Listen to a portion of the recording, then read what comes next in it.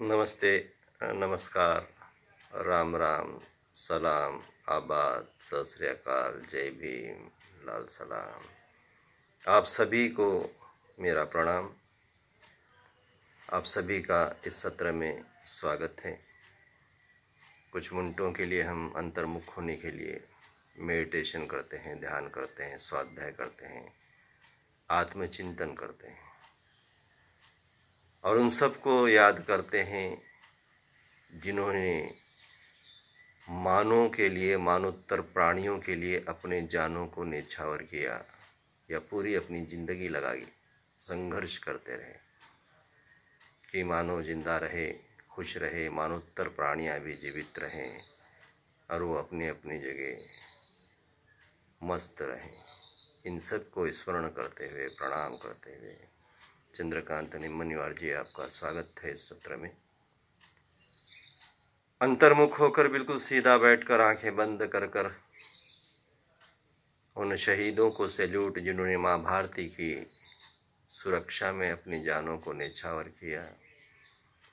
ज्ञात और अज्ञात सभी पुण्य आत्माओं को स्मरण करते हुए, नमन करते हुए, हमारे गुरुजनों को हम नमन करते हुए, स्मरण करते हुए, जहाँ जहाँ भी हमें सलाह मिली, आधार मिला, ऐसे सभी को स्मरण करते हुए, नमन करते हुए अपनी ही सांसों को देखेंगे। स्थिर होने के लिए, एकाग्र होने के लिए आंखें बंद हो और वैसे ही विचार भी थोड़े से रुक जाएं, थम जाएं, स्थिर हो जाएं। विचारों की तंद्री रुक जाए, टूट जाए और मैं अपनी अंतर की यात्रा कर सकूं। मैं अपने आप में डूब सकूं, मैं अपने आप में खो सकूं, मैं एक नन्हा सा बालक बन सकूं, जहाँ पे कोई डर नहीं, जहाँ पे कोई आकर्षण नहीं, जहाँ पर कोई मोह नहीं, जहाँ पर न तेरा है न मेरा है। ऐसा मैं बालक कुछ क्षण के लिए बन जाऊं, ऐसा नन्हा सा बच्चा मैं कुछ क्षण के लिए, कुछ पलों के लिए बन जाऊं, या उससे भी आगे शून्य हो जाऊं, निर्विकार, निर्विचार, खो जाना इन सांसों में, डूब जाना इन सांसों में, अपने आप को भुलाकर, अपने अस्तित्व को, अपने स्टेटस को भुलाकर, अपने मैंपन को भुलाकर, अपनी उम्र को भुलाकर अपने आप में खो जाना। खो जाओ, देखते रहो अपनी सांसों को और उसके साथ लयबद्ध हो जाओ, उसमें खो जाओ, उसमें डूब जाओ।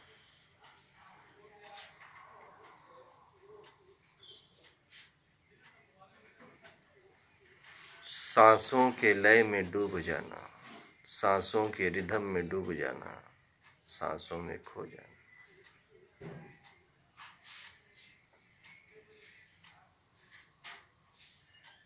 सांसों की प्रक्रिया मेरे जन्म से शुरू हुई, कहीं रुकती नहीं, कहीं थमती नहीं, जहाँ पे रुकी, जहाँ पे थमी, उसे एहलोकी मृत्यु कहते हैं। जब तक सांसें चल रही है तब तक मैं सर्वशक्तिमान हूँ, इस पृथ्वी तल पे का प्राणी हूँ। देखते रहो अपनी ही सांसों को, सुमिरते रहो अपनी ही सांसों को, पूरी श्रद्धा के साथ, पूरे भाव के साथ। इन सांसों को देखते देखते पहले प्राणायाम का भी अभ्यास की शुरुआत करें। डीप, दीर्घ श्वसन, डीप ब्रीथिंग, लंबा गहरा सांस भरें और वापस से धीमे धीमे छोड़ें। आप सभी महानुभावों का स्वागत है नीलकंठ मोरे जी, दीपक डामले जी, अमर जाधव जी, आप सभी का इस सत्र में स्वागत है। पहला प्राणायाम का अभ्यास, दीर्घ श्वसन। लंबा गहरा सांस भरें, वापस से छोड़ें। सर्वसाधारण 3 से 5 मिनट इस अभ्यास को कर लें, दीर्घ श्वसन कर लें। अपने आप में डूबे रहें, अपने आप में खोए रहें। बाहर कुछ नहीं मिलेगा, बाहर सिर्फ दौड़ है, गति है, बेचैनी है, फ्रस्ट्रेशन है, तेरे मेरे की जंग है। जो कुछ है मेरे अंदर है, सब कुछ मेरे अंदर है, सब कुछ मेरे अंदर है। दीर्घ श्वसन करते रहिए, डीप ब्रीदिंग करते रहिए, लंबा गहरा सांस भरना और वापस से छोड़ देना।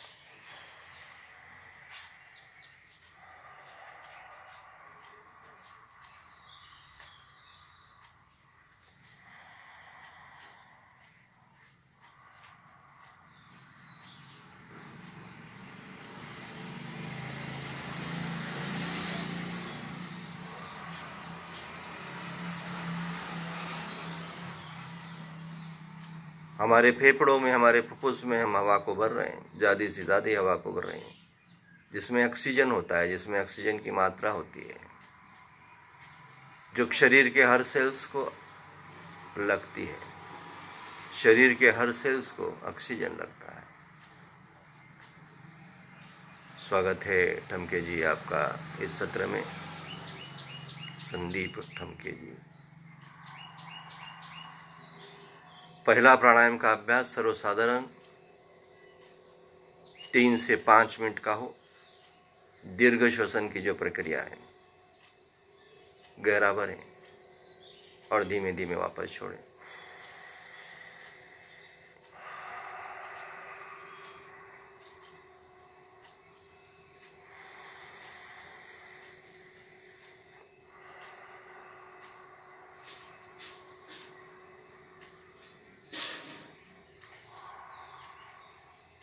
ये पहला प्राणायाम 3 से 5 मिनट हम करते हैं।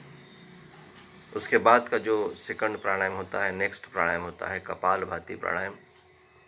कपालभाति प्राणायाम करने के लिए पेट खाली होना चाहिए। अगर खाना खा चुके हो तो 4 से 5 घंटे का अंतराल होना चाहिए। उसके बाद हम कपालभाति को कर सकते हैं। और दूसरी बात, उसमें प्रिकॉशंस ये हैं, जो हमारी प्रेग्नेंट बहन हैं या जिन्हें पेट चालू है या पेट के सीवियर प्रॉब्लम्स हैं, ऐसे सभी लोग इस कपालभाति को किसी एक्सपर्ट के सामने पूछकर कितने प्रमाण में, कितनी स्पीड से उसको कर सकते हैं, कितना कर सकते हैं। नहीं तो बाकी के सभी लोग इस प्राणायाम को कर सकते हैं। झटके से सांसों को छोड़ देना।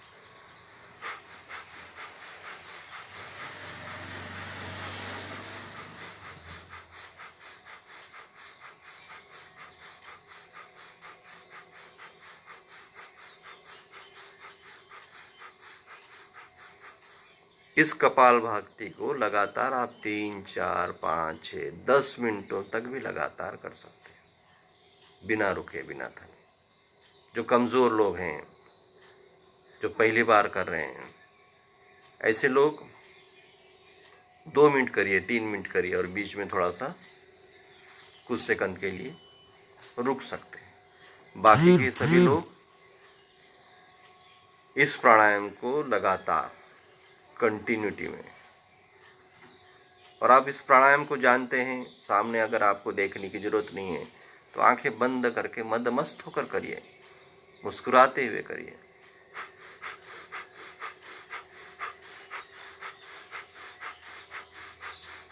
भाव के साथ करिए। ये सोचिए कि मैं अंदर से इंटरनली सक्षम, मजबूत हो रहा हूँ, मेरे अंदर शक्ति बढ़ रही है, बल बढ़ रही है।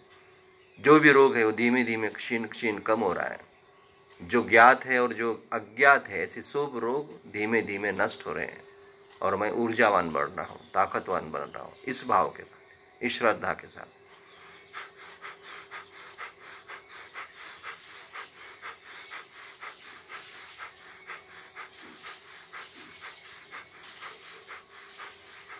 मंद मंद मुस्कुराते हुए इस कपालभाति प्राणायाम को करिए, बिना रुके, बिना समय। स्वागत है जगदीश जी आपका भी इस सत्र में। हेल्थ और फिटनेस हर एक व्यक्ति को चाहिए। जो जो पृथ्वी तल पर आता है सबको लगता है कि मैं फिट रहूं, मरते दम तक फिट रहूं, मेरे सभी पार्ट्स व्यवस्थित काम करें, मेरे शरीर में कोई रोग ना हो, ये सब चाहते हैं। उसके लिए प्रयत्न करना पड़ेगा, उसके लिए पुरुषार्थ करना पड़ेगा, तभी जाकर हम हेल्दी रह सकते हैं, फिट रह सकते हैं, सशक्त रह सकते हैं। तो आप कपालभाति करते रहिए।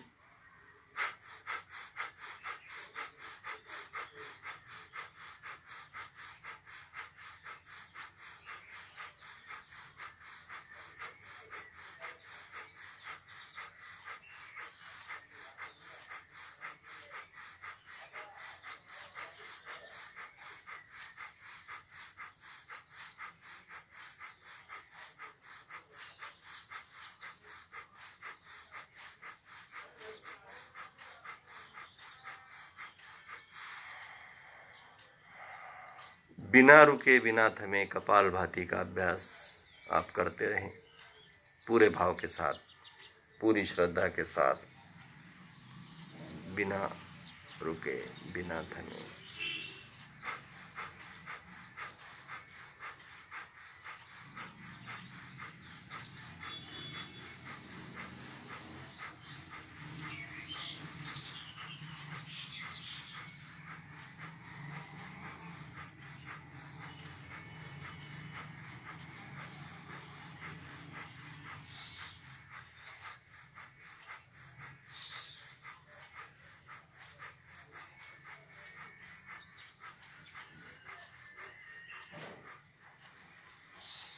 बिना रुके, बिना थमे करते रहे, करते रहे। चरे वेती, चरे वेती। जहाँ जहाँ जो जो अच्छा है, जहाँ जहाँ जो जो अच्छा मिलता है, उस सबको समेट लें। बहुत छोटा है जीवन, बहुत छोटा है। मुश्किल से जियोगे 50, 60, 70, 80 साल। इतने छोटे जीवन में कहाँ नफरत करते हो, कहाँ तेरा मेरा करते हो। दूसरों को दोषों देने से बेहतर यह है कि मैं अपना आत्मचिंतन करूँ, आत्म परीक्षण करूँ। ह्यूमन वैल्यूज़ को बढ़ाने के लिए मैं कितना प्रयत्न कर सकता हूँ, कितने के अंदर मैं ये जगा सकता हूँ, ये प्रयत्न हो। जीवन की सार्थकता इसमें ही है कि मानवीय मूल्यों का सिंचन और संवर्धन किस तरीके से हो। हिंसा तो सब तरफ फैली है, व्यभिचार सब तरफ फैला है, नफरतें सब तरफ फैली है। उससे आगे जाकर मैं इन नफरतों को कैसे मिटा सकता हूँ, इस हिंसा को कैसे समाप्त करता हूँ, और ये वर्गैलिटी को कैसे मैं नष्ट कर सकता हूँ। मैं अपने अंदर के ह्यूमन वैल्यूज़ को बढ़ाकर ही, मानवीय मूल्यों को बढ़ाकर ही, औरों के अंदर भी इसकी प्रेरणा देकर मैं इसे बढ़ा सकता हूँ। और इस समय की, इस वक्त की, इस परिस्थिति की ये मांग है। और जहाँ जहाँ भी ह्यूमन वैल्यूज़ का बहुत ह्रास हुआ है, जहाँ जहाँ भी मानवीय मूल्य नष्ट हुए हैं, वो परंपराएं, वो संस्कृतियाँ मिट गई, दफन हो गई। इसलिए संवेदनाओं की आवश्यकता है। संवेदनाओं से रहित व्यक्ति नाश ही करता है, मानव जाति का उसके साथ अपना भी। संवेदनाएं हो, जानी हो किसी के अगर पैर में कांटा चुभ रहा है तो उसका दर्द मैं महसूस कर सकूं, किसी की भूख को मैं महसूस कर सकूं, औरों के दर्द को अगर मैं महसूस करता है तो ही समझना कि मैं मानव हूं, नहीं तो फिर चलता फिरता दो पैर का जानवर। इसीलिए हमारी परंपराएं थी, ये इबादत जो थी, ये पूजा जो थी, ये जो प्रे था कि मानव को मानव के स्तर पर रखा जा सके, इंसान को इंसान बनाया रखा जा सके और भी थोड़ा सा ऊंचा उठाया जा सके, महामानव संत अवलिया बनाया जा सके, मानव का पतन न हो, वो जानवर न बन जाए, वो राक्षस न बन जाए। इसीलिए हमारी परंपराएं थी और सबकी अपनी अपनी परंपराएं अपनी अपनी जगह श्रेष्ठ थी है। फिर भी आज हम अपनी ही परंपरा को श्रेष्ठ बताने के चक्कर में, आज भी हम अपनी ही चाली रीति को श्रेष्ठ बनाने के चक्कर में हर एक यही कहता है कि मेरी ही परंपरा, मेरी ही संस्कृति श्रेष्ठ है, वैसे जी नहीं रहा। जो परंपराएं, जो संस्कृति उसको सिखाई थी वो तो जी नहीं रहा, किंतु औरों को छोटा बताने में, औरों को कम लेखने में माहिर हो गया और यहीं से तेरे मेरे की जंग शुरू हो गई। इसीलिए मैं ये कहता हूं कि जागृत रहो, जहां जहां भी जो जो अच्छा है उसे स्वीकारा जाए, जहां जहां भी जो अच्छा मिलता है उसे अपनाया जाए, चाहे जहां से भी हो। इतना स्तर तो हमारा ऊंचा उठना ही चाहिए, क्यों तो भगवान ने, ईश्वर ने हमको बुद्धि दे रखी है, सोचने समझने की क्षमता हमारे पास है, अच्छा और बुरा में हम भेद कर सकते हैं। कपालभाति करते रहो। चेंज आने के लिए प्राणायामों का अभ्यास, ध्यान आवश्यक है, आत्मचिंतन आवश्यक है।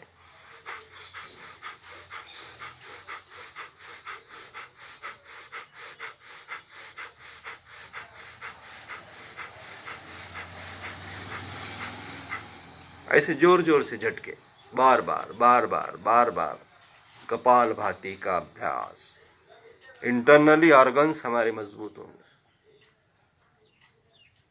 इंटरनली अगर ऑर्गन्स हमारे मजबूत है तो हमारे पास बीमारियां नहीं आएंगी, अगर हो चुकी है तो निकल जाएगी। इस समय जो महामारी का प्रकोप पूरी दुनिया पे छाया हुआ है, कोविड-19 का, ऐसे ही व्यक्तियों को अपने गिरफ्त में ले रहा है जो कमजोर है, शरीर से, मन से, दिमाग से, या ऑलरेडी उनके जिस्म में कोई ना कोई फिर बड़ी बीमारी है। ऐसे व्यक्तियों को ही वो अपने मृत्यु के जाल में ले रहा है। जो शरीर से फिट है, जिनके शरीर में कोई रोग नहीं है, ऐसे लोगों का प्रमाण बहुत कम है, मृत्यु दर बहुत कम है, इसीलिए फिट हो जाएगी। और ऐसे महामारियां, ऐसे प्रकोप अब कई आएंगे, कई आएंगे, क्यों तो प्रदूषण बढ़ गया है, हवा में प्रदूषण बढ़ा है, विचारों में प्रदूषण बढ़ा है, खाने में प्रदूषण बढ़ा है, हर चीज में प्रदूषण बढ़ा है। तो इन महामारियों के कई बार आने के पूरे चांसेस है, इसलिए आपको फिट रहना पड़ेगा और जहाँ जहाँ जो अच्छा है उसे स्वीकारना पड़ेगा। ये न कहें कि ये तो तेरा है, ये तो मेरा है, तेरा तू कर, मेरा मैं करता हूँ। ऐसे बटे रहोगे तो नाश तय है, समाप्त हो जाओगे, मिट जाओगे। बहुत बड़े बड़े संस्कृतियां उत्पन्न हुए और काल की गोद में खो गए। हजारों हजारों साल से ये जो पृथ्वी के ऊपर जीव चला आ रहा है, उभरता गया और अपने आप को नष्ट करता गया। तो इसीलिए सावध हो जाइए, सचेत हो जाइए। जहाँ जहाँ जो अच्छा मिलता है उसे समेट लीजिए अपने लिए, अपने परिवार के लिए, अपने राष्ट्र के लिए। संपूर्ण मानव जाति से प्यार करिए, मानवोत्तर प्राणियों से प्यार करिए। अगर प्यार करोगे तो आपको भी प्यार मिलेगा। नफरतें बांटेंगी तो ज़रूर फिर नफरतें ही मिलेंगी।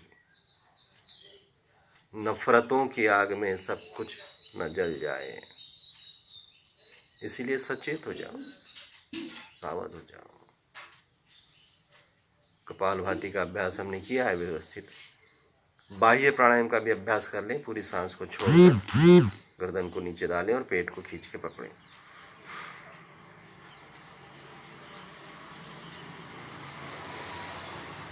जितनी देर आप रुक सकते हैं पूरी सांस को छोड़ देना है, पेट को अंदर खींच के पकड़ना है और रुके रहना है थोड़ी देर।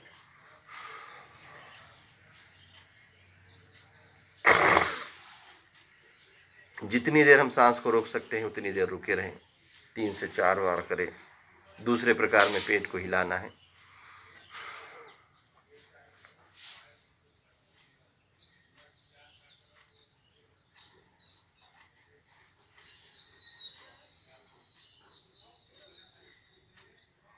ये भी 3 से 4 बार करें। बाह्य प्राणायाम ये ठीक से होने के बाद अनुलोम विलोम प्राणायाम करें। हमने कल नेति प्रकार देखा था, जल नेति। किसी दिन हम दुग्ध नेति भी देखेंगे। नासिका से जो पानी पिया जाता है वो हमेशा कुछ सवाल थे। कल जो नीति की गई उसके बारे में कुछ लोगों के ये सवाल थे कि उसका एक पॉट भी होता है, पॉट के द्वारा भी किया जाता है। नीति ग्लास से ही की जाए और नीति में नासिका के द्वारे से पानी पीना ही होता है। उसके बाद दूध पीना होता है या कुछ औषधियाँ पीना होता है, तो इसीलिए शुरू से ही अभ्यास आप ऐसा ऐसा लगाएं कि ग्लास लेकर ही डायरेक्ट नाक को लगाएं। शुरू में थोड़ा सा ठसका लगेगा या मुंह खुला रखकर इसका अभ्यास करें। नेति से माइग्रेन कभी नहीं होगा, अगर है तो नष्ट हो जाएगा। नासिका के द्वारों से पानी या दूध पीते हैं आप तो माइग्रेन अगर है तो नष्ट हो जाएगा और नहीं है तो कभी होगा नहीं। मस्तिष्क के जितने भी विकार हैं, मेमोरी लॉस से लेके आँखों की रोशनी कम से लेके, ये सभी विकार नष्ट होते हैं। आत्मविश्वास बढ़ता है नेति से। बहुत छोटी चीज़ है, मुश्किल से 2 से 3 मिनट आपको लगेंगे। रोज़ अभ्यास कर सकते हैं या हफ्ते में 3-4 बार कर सकते हैं। आपने कल लाइव देखा था, जो नहीं देख पाए वो मेरे प्रोफाइल में जाकर देख सकते हैं कि नासिका के द्वारों से पानी को पीना, उसका अभ्यास हो गया तो दूध पीना शुरू करना। हफ्ते में अगर 2-3 बार अगर दूध पीते हैं तो आपका मेमोरी लॉस हो, उम्र के साथ तो मेमोरी लॉस होती है लेकिन उसका प्रमाण कम हो जाएगा। वैसे ही ब्रेन से कोई संबंधित रोग है तो वो नष्ट हो जाएंगे। आंखों की रोशनी आपकी बढ़ेगी और दिन भर एकदम फ्रेश लगेगा। जो नीति करता है उसको दिन भर फ्रेश लगेगा कि हफ्ते में 1-2-3 बार आप दूध पिए। दूध पीने का भी प्रयोग आपको ज़रूर बताया जाएगा। पानी के जैसा ही होता है, थोड़ा सा पानी का अभ्यास हो जाए तो दूध पीना आसान होता है। दूध को गर्म करना है, छान लेना है और उसके बाद उसको पीना होता है। और गाय का दूध रहता है तो सबसे अच्छी बात होती है।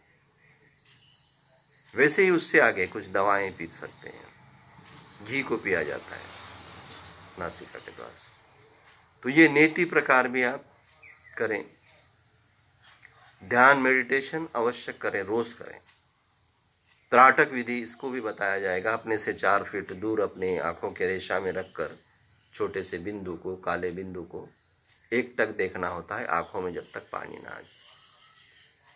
किशोर राहुल जी, आपका इस सत्र में स्वागत है। गोवर्धन मुंडे जी, आपका भी इस सत्र में स्वागत है। तो नेति प्रकार हफ्ते में कम से कम 3 से 4 बार जरूर करें, जिससे आपके ब्रेन से संबंधित सब रोग मिटे रहेंगे।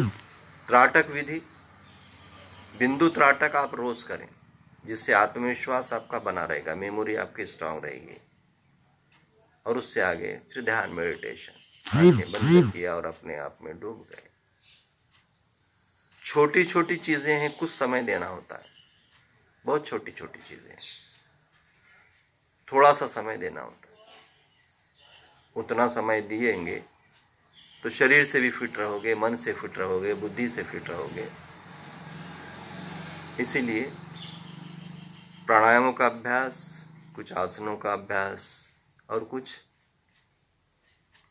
अलग अलग प्रकार की ध्यान पद्धतियाँ जो हमको सूट कर गई, ये ज़रूरी है शरीर के लिए, हमारे जीवन के लिए, अपने आत्मविश्वास को बढ़ाने के लिए। अनुलोम विलोम प्राणायाम।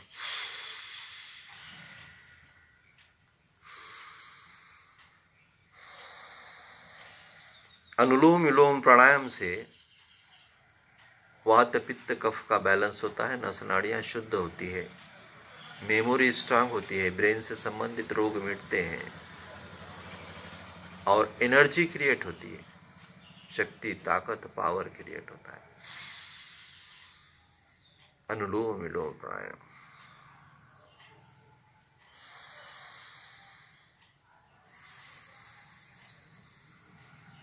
बिना रुके बिना थमे अनुलोम विलोम प्राणायाम दिन में से कई बार कर सकते हैं। दिन में से हम कई बार कर सकते हैं अनुलोम विलोम प्राणायाम। एनर्जी क्रिएट होती है, रक्त की शुद्धि होती है। ऑक्सीजन की मात्रा हम ज़्यादा ले रहे हैं तो रक्त बहुत ज़्यादा प्योर हो रहा है। ब्लड को शुद्ध करने के लिए ऑक्सीजन लगता है, प्राणवायु लगता है। हमारे हार्ट्स में जो पंपिंग होती है, पूरे शरीर में जो खून फैलता है, ये हार्ट में अशुद्ध रक्त वापस आता है और ये हार्ट में से अशुद्ध रक्त हमारे लंग्स में, हमारे फेफड़ों में जाता है। वो अशुद्ध रक्त और बाहर से जो लिया गया है सांस, ऑक्सीजन, प्राणवायु, इन लंग्स में अशुद्ध रक्त के साथ संयोग करता है और उस अशुद्ध रक्त को शुद्ध बनाता है। जितना ऑक्सीजन की मात्रा ज़्यादा होती है उतना हमारा रक्त शुद्ध होने में मदद होती है और शुद्ध रक्त वापस हार्ट में जाता है और फिर पंपिंग होकर पूरे शरीर में फैलता है। ये प्रक्रिया लगातार चालू है। अब जो व्यक्ति ऑक्सीजन ज़्यादा इनटेक कर रहा है, ऑक्सीजन ज़्यादा ले रहा है, जिसके लंग्स मजबूत है, शुद्ध हवा को लंबा गहरा भर रहा है, दीर्घ श्वसन कर रहा है, तो उसको ऑक्सीजन ज़्यादा मिलेगा, प्राणवायु ज़्यादा मिलेगा, जिससे वो मजबूत रहेगा। अल्टीमेट रोगों से लड़ने की ताकत उसकी ज़्यादा रहेगी। इसीलिए जहाँ जहाँ भी आपको बहुत शुद्ध हवा दिखे, प्योर हवा ऐसे दिखे, तब तब दिन में कभी भी हो डीप ब्रीदिंग, लंबा गहरा सांस भर लेना चाहिए,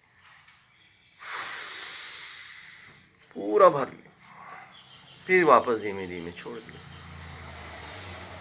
सांस तो ऐसे हमारे जन्म से ही शुरू होगी, लेकिन उस सांस को अलग अलग तरीके से लेने की पद्धत को हम प्राणायाम कहते हैं। सांसों की कवायद को हम प्राणायाम कहते हैं, जिससे हम ऑक्सीजन को ज़्यादा से ज़्यादा अपने अंदर ले सकें, इनटेक कर सकें। प्राणायाम का अभ्यास में हम ऑक्सीजन की मात्रा बढ़ा लेते हैं। तो ये कपालभाति का अभ्यास, अनुलोम विलोम का अभ्यास, भस्त्रिका का अभ्यास, उसी के साथ जैसे गर्मी का सीजन है, शीत का योग, शीतली का अभ्यास, इसका अभ्यास, छोटे छोटे पैरों के, हाथों के सूक्ष्म व्यायाम, आप अपने अपने हिसाब से आस्था चैनल देखें, फ्री में उपलब्ध है। डायरेक्ट आपके घर तक आते हैं परम पूज्य योग गुरु श्री स्वामी रामदेव जी और आपको योग सिखाते हैं। एक ज़माने में योग बहुत लिमिटेड था, बहुत कम लोग जानते थे और जो जानते थे बहुत कम बताते थे। आज ये स्वामी जी ने इसको घर घर तक, जन जन तक निःशुल्क पहुंचाया। इसका फ़ायदा उठाओ, इस चीज़ का फ़ायदा उठाओ। थोड़े रिस्ट को भी घुमा लें, दोनों दिशाओं में हिला लें या कोनियों में से हिला लें, इस तरीके साइड में हिला लें या ट्विस्ट कर लें, ऐसे छोटे छोटे हर जॉइंट्स को मूवमेंट्स देना होता है, सूक्ष्म नामों में। आसनों में अलग अलग पोस्टर्स होते हैं, अलग अलग तरीके की बैठक होती है, जिससे हम मूवेबल रहे, कुछ स्ट्रेच देते हैं हम अपने मसल्स को, जिससे वो फ्लेक्सिबल रहे, लचीले रहे, तंदुरुस्त रहे। ये छोटे छोटे प्रकार। तो हम रोज़ आधा पौना घंटा के लिए मिल रहे हैं। कुछ भाई बहन लाइव आकर इसको देखते हैं और कुछ लोग बाद में भी देखते हैं। तो मैं ये कहूँगा कि जो लाइव देख रहे हैं और जो नहीं भी देख रहे हैं, योग को अपनाओ, योग को सातत्य से करो, प्राणायामों का अभ्यास सातत्य से करो, आसनों का अभ्यास सातत्य से करो, खाने पे हमारा कंट्रोल हो, और जो उचित है, जो आवश्यक है, उतना ही खाएं। तो ही जीवन में खुशियां हैं, आनंद है, मज़ा है, और हमेशा हमेशा मानवीय दृष्टिकोण हो, इंसानियत वाला दृष्टिकोण हो।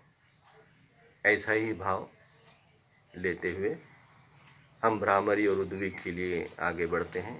भ्रमर की तरह ओम कहो, आमीन कहो, ओमेन कहो, लेकिन ये मस्तिष्क शांत हो जाता है।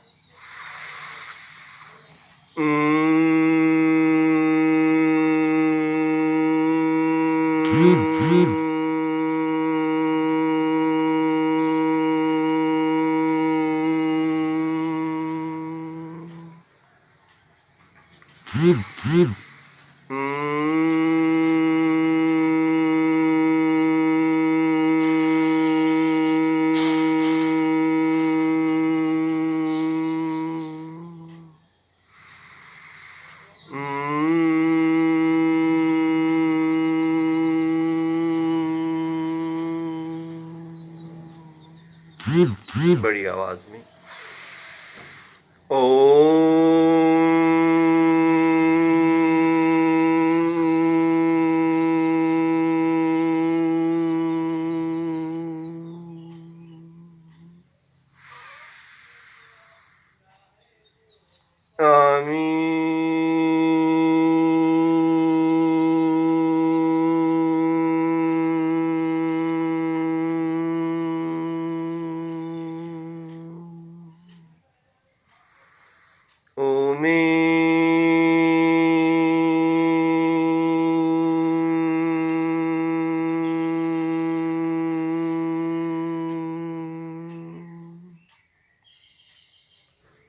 इन्हीं कंपनों को, इन्हीं तरंगों को उठने दें, महसूस करें।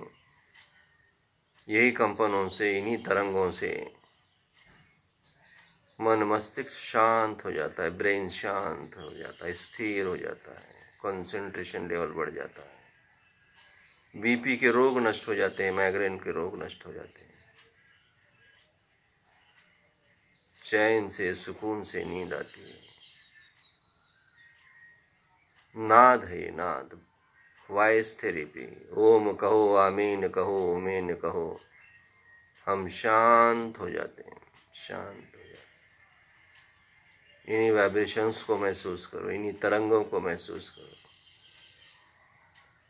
इनमें डूब जाओ, इनमें खो जाओ, पूरा भाव।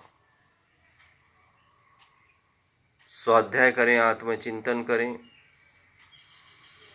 अपने आप को देखें, अपने गुणों को देखें, अपने अवगुणों को देखें, अपने गुणों को बढ़ाएं और अपने अवगुणों को नष्ट करें। मेरे भारत की ये विशेषता, अनेकता में एकता। अनेक भाषाएं हैं, अनेक पहरावे हैं, अनेक व्यंजन हैं, अनेक अनेक प्रकार की कर्मकांड हैं, तब भी हम एक हैं। ये एकता हमारी धष्टपुष्ट हो, हम एक हो, हम नेक हो, जिससे मेरी माँ भारती की उन्नति होती हो, प्रगति होती हो। ऐसे ही मेरे विचार हो, ऐसी ही मेरी सोच हो। हमेशा हमेशा भाईचारा का संदेश मैं फैलाता रहूं। यही संकल्प के साथ आज दिन भर मैं सकारात्मक और पॉजिटिव रहूँगा, बैड हैबिटों से दूर रहूँगा, जो जो अच्छा है उसे स्वीकारूँगा, जो जो गलत है उससे मैं दूर जाऊँगा। मन में एक भाव, इस सृष्टि पे जितने भी जीव और जंतु हैं, सूक्ष्म से सूक्ष्म, महाकाय से महाकाय, वो निर्भय हो, भयमुक्त हो, निरामय हो, उनकी स्वस्थ मुक्ति हो। इन्हीं भाव के साथ दोनों हाथों का घर्षण करें, चेहरे से फेरें, नम्र होकर भूमाता के दर्शन लें। रोज़ हम सुबह 7 बजे मिलते हैं और 30 से 40 मिनट थोड़ी सी साधना। मोहम्मद अली भाई, आपका भी इस सत्र में समाप्ति के तौर पर स्वागत है। तो रोज़ हम आधा घंटा 40 मिनट थोड़ी सी साधना करते हैं प्राणायामों की, थोड़ा सा चिंतन करते हैं, चिल्लाकशी करते हैं, स्वाध्याय करते हैं, मानवीय दृष्टिकोण, इंसानियत वाला सोच ये हमारे अंदर हो और उसी की प्रेरणा हम औरों को भी दें। इसीलिए हम रोज़ जुड़ रहे हैं। और जो लोग नित्य योग के वर्ग में आना चाहते हैं, मनसब योग साधना केंद्र, जिसका समय सुबह का 5:30 से 7 का होता है, जो भी लोग आना चाहते हैं वो वर्ग शुरू हो चुका है, उसमें भी आप लोग आ सकते हैं जो किन्नौर से हैं, किन्नौर के आजू बाजू रहते हैं। ये तो हर एक व्यक्ति को फिटनेस चाहिए, सेहत चाहिए, हेल्थ चाहिए, जो फ्री में हमें मिल सकती है। तो आप सभी का स्वागत है। वापस मिलते हैं। जय हिंद, जय भारत, नमस्कार।